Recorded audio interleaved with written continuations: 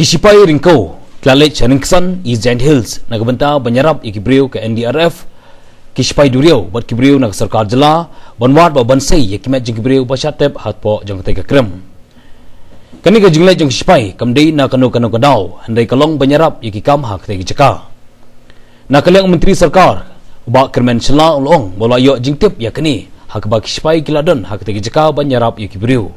So the rescue operation is primarily being conducted under the supervision of the state government, and the Navy is doing it. The army that has moved yesterday at that site is primarily to assist the Navy in conducting the operations, because the distances, as have been conveyed by the state commander, has been large from the place they are staying and to the site. So what Navy wanted to stay there, and in case required they can do the round the clock operations. For that they need to stay, sit, rest, recuperate, eat and all those things. So all these administrative and logistic support which are possible and whatever they needed, we are trying to set up there to felicitate the naval personnel at the site. So the rescue operation is primarily it's underwater and the tunnel operation, so for which a naval diver team is already there, led by Captain Gaurav Singh of the Indian Navy. The army personnel are there to help the divers in whatever the requirement they have.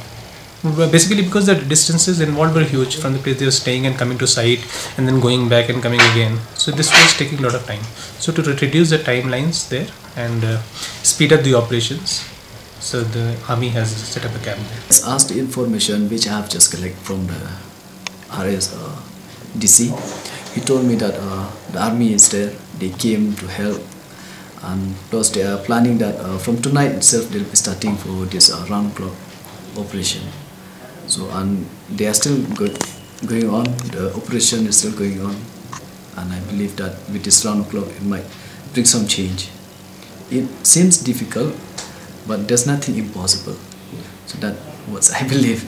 At present 5 pumps are still operating. Yes, operating. And so they are still waiting for, if needed, so they are still find a solution. Actually, I've just asked what is the best solution. They said best solution is that whether after the NGT ban it might help, because everyone will pump the water. Then dewatering is the main, and they might need to do drilling, do some drilling. So that drill, it might help or not, that also no guarantee, but they are planning for that if required. But as if for now, so the drilling is not it's just in the thoughts actually. So what about the second bodies? Are they still working to bring it out? Yes, they have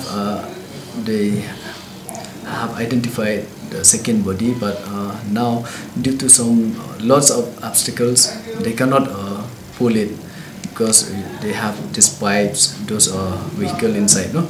So all those obstacles makes it so difficult for them to pull it. So and plus the water also, now when it moves after pumping, it's not clear. That's why the body, as if for now, it's very difficult for them to take it out. But efforts are. Yeah, but they are still doing the efforts.